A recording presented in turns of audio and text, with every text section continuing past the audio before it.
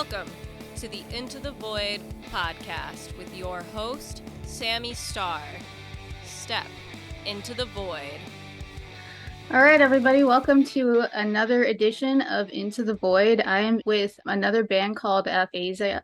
I'm already screwing up the name now, guys. Sorry about that. But I'm with Literally Aphasia. everyone screws the name up. Yeah. Oh my God. It's kind of a thing. I do know this, guys. Sorry about that. I'm sure that you guys will introduce yourselves and actually say the name correctly so that everybody knows who you guys are, right? I'm Jake from Aphasia. No, I'm just kidding. Aphasia. I do all the lead vocals, singing, screaming, all that stuff on the record is me, except for the one feature that we had on the last one. I don't think we've ever had a feature before then. So yeah, everything else is me. And then everything else is him. No, I wouldn't go that far. I'm Ryan. I play guitar for Aphasia, and I do the recording, and I write most of the instruments, and then I do a lot of the lyric writing as well. Really cool, really cool. I guess we can kind of get into it. Like, what made you guys want to start up the band? What's the story behind that? What made you guys want to be musicians, like growing up and stuff like that? I know that's like a loaded question. That's loaded, but Yeah, for me, I'm slightly older than the rest of the guys, not by much, like 4 years, but when you're in high school, 4 years feels like forever. I started listening to like Throwdown and like Tool and Killswitch Engage and Our Day to Remember, like all the older bands, now older bands. Our Day to Remember is still pretty relevant, but and Spine Shank. That's how I developed my scream from that band. So from there, I just kind of met up with a bunch of people that were already in a band. They were kicking out a vocalist because he wasn't very good and he wasn't showing up, and just a whole bunch of reasons. So I auditioned and I got into my first band, which became the pass around band of Rochester for a while, 31 Goings. Everybody was in that band in Rochester, it seemed like. But then I ended up leaving to go join a different band called Call Me the Patriot. That was fun. Did some touring. And then I took a hiatus for a long time. And then one day, randomly in a skateboard. This is the best story ever. Yeah, a skateboard parking lot. After I may or may not have done something hallucinogenic the night before. So I was pretty out of it. Our old drummer comes running up to me and he's like, dude, I got to show you our songs. We're looking for a singer. So he just starts showing me like these tracks and I'm like, yeah, these are pretty sweet. These are cool. I'll definitely jam. And then Ryan's like skating still and he's running over. He's like, who the hell is John showing the songs to? Turns out it was half hallucinating, half probably still drunk me, who ended up sleeping in the back of his car for a little while because I was beat. And after that, I went and got all my stuff from some other project that I was trying to start, but it wasn't really going anywhere, and brought it to their space. And then I just joined. So through this like transformative sort of hallucinogenic process, this band just kind of like manifested. It was such a weird thing because our drummer at the time, me and him had gone to this skate park just to hang out for the day. And we had just parted with the singer that we had initially. He's like, I'm going to go to your car real quick. And I was like, okay. So he took my keys and went, and the songs were like really loud. And they were the songs that ended up becoming our first EP. But I just hear like some random person like screaming over our songs in a car. And I was like, what is happening? Is very weird. That was definitely the start of like our friendship. That was really the first time me and Jake had ever met, and we've been boys ever since. I don't know, for me it goes like all the way back to like being a kid, not being a musician, but like being into music. I started listening to heavier music at a really young age. Music kind of took over my life by the time I got into like late elementary or into middle school. I started playing guitar later on in high school and just kind of stuck with it. Never really was in many bands. This is my first like real band that I've ever been in. I was in one band before this for probably less than a year, and I was in a band with my brother before that also for probably less than a year. So just like having fun, doing whatever. But I remember Spirits Away came out by Era on the Augment album, Oh my and that God, song such a changed good. my life. I think that song is actually the reason that our band became a band, because I was in the other band at the time. That album had come out, and I was like, I just want to write stuff like this. And I don't even know how, but I really want to. I had started like demoing stuff out for this band, and I had kind of talked with our first drummer at the time, and we had kind of gotten something together where we were practicing and writing, and we had like a lineup. We were going for a different sound, and it didn't really work out, so we kind of shifted into this Era influence sound that we were going for. And we pulled in the guitar player from the band that I had just quit, and we had kind of filled the lineup out, and then we found Jake, and that's pretty much how it all came together. A series of coincidences, really. I think it's really cool when we have all these things that kind of bring us together, and then where they kind of end up now when you look back at all this, and then where things jerry rig into where we are now. Because I kind of think it goes into the next question of, I know you guys kind of dove into what your musical influences are. You talk about Era. There's a lot of beautiful, diverse technical riffs that go into their music as well. And you definitely see it in Afterlife, especially like with the hard hitting vocals and the atmospheric ambiance that you guys kind of bring to the table.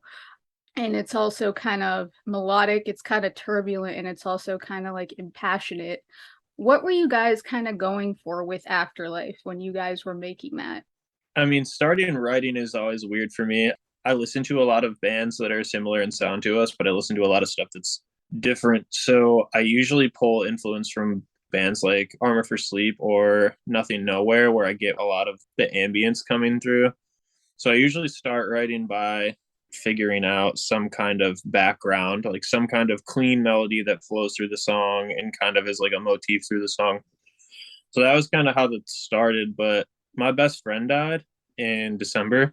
So I wrote that song like the day after that happened. We were just going for like a moving song where just instrumentally, like you could tell there was like a weight to it. So that's the story behind the song. It's about my friend. We've got a few of those on our EPs and records, just songs about people passing that we cared about a lot. And a lot of our lyrical content really is about, I don't know how to say it without being morbid, just like sad boy. I think the best way to describe our like lyrical content in music is it's just real. I mean, I could probably pull any song and relate it back to a real life situation. Like pretty much every song that we've written is about something specific. So a lot of it isn't we're just writing sad lyrics. Like a lot of it is like really real and really personal stuff that we've been going through during the time of writing. Do you feel like at times when you're going into that sort of transitive state, when you are digging into like that sort of personal territory? I know that there's a lot of artists that kind of go through this. When you dig sort of into that deep kind of personal space, do you often worry what people are going to think when you release something that personal? Because I realize it's kind of like a double-edged sword. Never. I've never had that thought. It's like Ryan said, it's real. It's real to me. And I mean, if you look at some of the comments that we've received on our latest album, just like YouTube comments, I'll just scroll through them sometimes, and people are just like, this happened to me at this time. This happened. Thank you for writing this. Like, even on Afterlife, on the YouTube comments already, there was a comment. I lost my best friend 3 years ago, and this song is great. Thank you. I think it's more of a positive, kind of uplifting in a weird way, kind of way to bring people together rather than just falling down like a hole. Mm-hmm. Nobody has ever come up to me and said, I can't believe you write about this stuff. I don't think they would, but Right.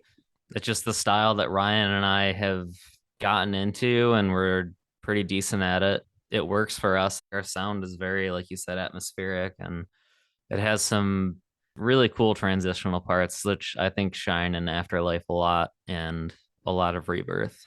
Because there's a lot of parts that are like, I'm going to describe the situation. This is what's happening. And then it'll go into some crazy breakdown. And then that's like the anger part of it, of how you're feeling in that moment. No, I definitely feel that within the lyrics and within the instrumental side of it. I definitely feel like it's a process that you guys are going through, and I feel like fans are also resonating with that as well. And I think with anybody that goes through that kind of situation, it's a process. You definitely feel that in Afterlife. Going into the lyrical aspect, I know you guys are talking about that this touches on the shock that death sort of brings to us and the coping of that intense sadness that kind of comes along with that. This is only just a slice of what you guys are kind of bringing to the table, so to speak. But can we expect something more to come out of this? I see this as being like somewhat of a chapter of something else. It'll go into Yeah. something else. We're working on another album that this will be part of. What's the hardest thing that you guys have ever went through as musicians, and how have you been able to get past that? Member changes, they're the worst. I wouldn't even Have- say member changes. I think rather than changing members, the hardest part is going through, I guess, the member change and really putting in the effort to like build the relationship with a new member of your band who is a new part of your team, Mm-hmm. putting in all that work and just having people not be on the same page. So Right. rather than like changing members, I would say like the cause of it would be like not being on the same page, not wanting the same things. And I think that has always been the struggle for us. And that's why we've had so many member changes is like Jake and I are the only original people left. And it's because we have always been on the same page. And it's just kind of been a struggle to find people that want to do the same things that we want to do and Mm-hmm. are as invested mentally and physically and financially in this band because for us it's really important. We don't want to give it up, so we just kind of started putting our foot down and not letting people kind of hang out and not pull their weight anymore. And I think that the lineup that we have now is the strongest internally that we've ever had. Yeah, I would agree. Zane was a huge, huge win for us. Yeah, our new drummer Zane. Afterlife is the first song that we put out with him in our band, and it's been really awesome. I think he joined the band in April. It's been a really, really, really good time and a very nice change of pace since then. You definitely have addressed that Afterlife is sort of like a rebirth, or I would say a new phase for you guys moving into what could be a new album or even just a new phase for you guys moving forward. I know you guys have three works to kind of look back on at this point. How has this new phase made you grow as musicians? And I know you guys are recently signed to Theoria Records as well, as I kind of see that as also being a new chapter. It's kind of like the Yeah. sequel of movies. Like you see the first one and you're like, all right, that was kind of cool. And Mhm. then you see the second one and it's like, eh.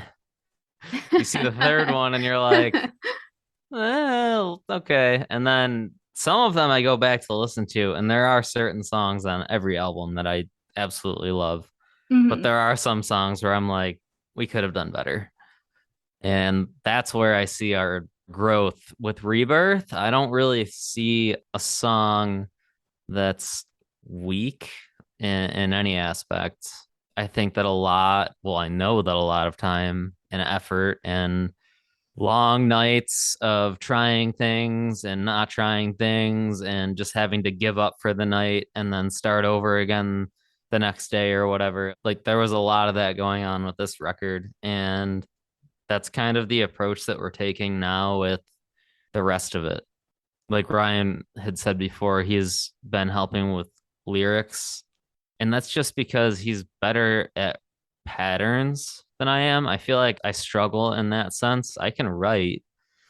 It just depends on the song. I don't know how to explain it. Like sometimes I can feel a song like Recover. I wrote that whole song minus the chorus and I just felt it out and it felt great. And then there's other songs on that album like Second Best where I was like, I don't even know where to start. And that's where Ryan came in. We make a good team, definitely. I think in sense of a new chapter, I think it's more based on growth individually and as a band. I feel like we took a long time to kind of get to the sound that we really wanted to. And if you listen back to the first three releases that we put out, each one sounds pretty different from the one before it. Kind of us gravitating to like a sound that we were like trying to find. And I know that we finally found the sound that we wanted the entire time when we did Rebirth. And I think that album kind of shows on its own that it was a huge growth. Even statistically, just looking at streaming, you can look back and see like that album crushed everything that we had ever done prior. So I guess going into this new album, I would just say like it's growth upon that sound. It's going to sound not the same. It'll be really similar, but we've started to kind of keep all of the things that we liked from that album and that sound while trying to like push the boundaries a little bit. Specifically, there's a new song that we just finished, and that sounds very much like something that maybe could have been on Rebirth, but it's different in a sense where we kind of focus from insane riffs that I can barely play into more structured songs that have stronger hooks and like stronger sections that will kind of gravitate people into. So I think it's a little less niche than Rebirth maybe was. We're just vocally kind of for sure it's different stuff. too. I would say I have a range. I just didn't use it as much in Rebirth as far as the high register of screaming, just because it didn't fit as well as it used to in our old style. We did fit it into the new song he's referring to, and I'm really happy about it. Right. Because I finally get to do it again. I think that the newer songs are honestly just like a darker side of Rebirth. If I had to describe it, that's what I get out of it. I think it's a darker sounding version of Rebirth. Definitely emotionally, like I said earlier, there's definitely a more impassioned and turbulent side to your sound as opposed to the other works that we've had in the past. And I'm definitely more excited to hear what this new side of you guys is going to bring into the future. Now that you guys are expanding more within your instrumental and your vocal fortitude. If you could collab with another artist, who would it be? I know you guys, I know this is a loaded question because I know you guys have had a pretty decent tour history. We came as Romans for the Fallen Dreams. We didn't tour with those bands. We just played shows with those bands. Yeah. Well, that's still pretty big in my opinion. I mean, playing shows with them, that's hats off to you guys for even being around those bands. I would say that that's still pretty awesome. But if you could collab with another artist, who would it be? All right, go ahead, Ryan. I guess collabing, I already hit my Grail collab when we did the Nick Brooks feature on Slipaway from Rebirth. That was my Grail. I thought you were going to say Invent. I feel like it was like a two-part thing. So my first half of the answer was in a sense of like collabing with another artist. That was the one for me. I've loved It Dies Today. I don't know. I think I bought that record when I was in like 6th grade. I've loved that band like my whole life. So getting Nick to come out of retirement, because Nick hasn't been in It Dies Today since 2006 or 7, I think. And he was never really in any other bands after that. So to get the singer of my favorite band ever to come out of retirement and guest feature on our song, and not only guest feature on our song, but he came to my studio and recorded it here with me. So that was like the goal. That was it for me. So in a sense of collabing, that's my answer. But if I had to pick like a band I wanted to tour with, oh, that is hard. I'd obviously love to tour with Invent Anime. I love that band. Very cool. That's like the dream tour, like is us playing an Invent Anime tour. It would be really cool. I'm trying to think of like vocalist. If I had to collab with a vocalist, who would be the coolest? Right now, I think I would have to say the screamer of Brand of Sacrifice, just because I knew you were gonna say so nice. ridiculous. He's so goddamn good. He's just nuts all across the board, crazy. Either him or Dan Watson. Dan Watson is also crazy. Both are good. Yeah, both are really awesome. That's screaming wise. Singing wise, I got to go back to Nothing Nowhere. That would be really cool to have a verse with him on it. I love Nothing Nowhere. I do too. Definitely one of the best acts to ever come out of the gate. If any of these artists have the chance to even listen to this podcast, like hit these guys up in their DMs. Find a way to work it out somehow. These guys are seriously talented. Or if anybody actually knows the contacts for these guys, hit them up. This is the place where we can make dreams happen. Because I think that would be really cool to have any of these guys work with you guys. Just have like a collab of some sort. I think that would be really cool. My third option would be Chad from For the Fallen Dreams. Love his scream. What do you want people to take from Afterlife? And what have you guys taken, I guess, from Afterlife personally? Hug your friends and your family members. Yeah, keep in touch. Loss is inevitable. It's always going to happen a lot of times sooner than you think. And you're going to miss out on a lot of memories that you could have had. It's not something you can avoid. It's just going to happen. I guess taking away from Afterlife, it's just kind of the initial shock as far as I can read into it, because Ryan wrote this.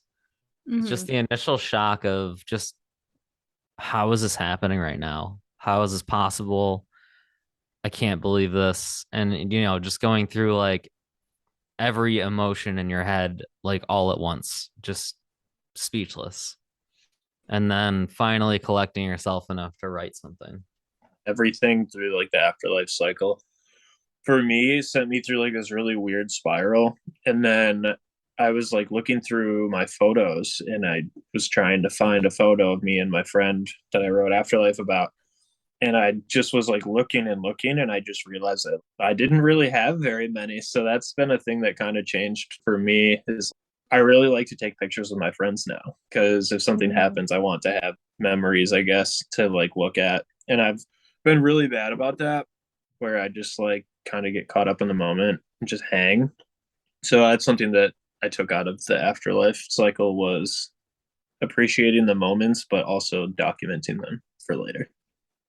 No, I think that's an extremely good message for everybody to kind of take from that, because I think a lot of times we take a lot of these things for granted, where we think a lot of things are just kind of be around forever. And then when it kind of happens, we look back and say, oh, well, I wish I could have done this, or I wish I could have done that. And the time is already spent, or the time is already gone. One of my favorite things, I don't know if it's a quote or if I came up with it or I found it online. Everything is temporary. Mm-hmm. You Everything. did not make that up. Well, I don't, dude. At least when I was thinking about it in my own head in one night, I did. I don't know, but everything is temporary. Literally everything. We are all temporary. Everything is this mouse, this temporary. The planet, the sun's gonna explode at some point. Like everything. So you got to take advantage of every opportunity you can, because someday it's not going to be there. 100%. I want to thank you guys for actually coming on to this episode. I really do appreciate the time that you guys have taken to actually be on here. It was awesome to talk to you guys about how you guys all got started, where you guys are headed. I'm really excited to see where this is all going to go for you guys, because I do feel like this single is something special. And I do feel that the rest of the way forward is definitely going to be something special for you guys for the rest of the way. So again, thank you guys.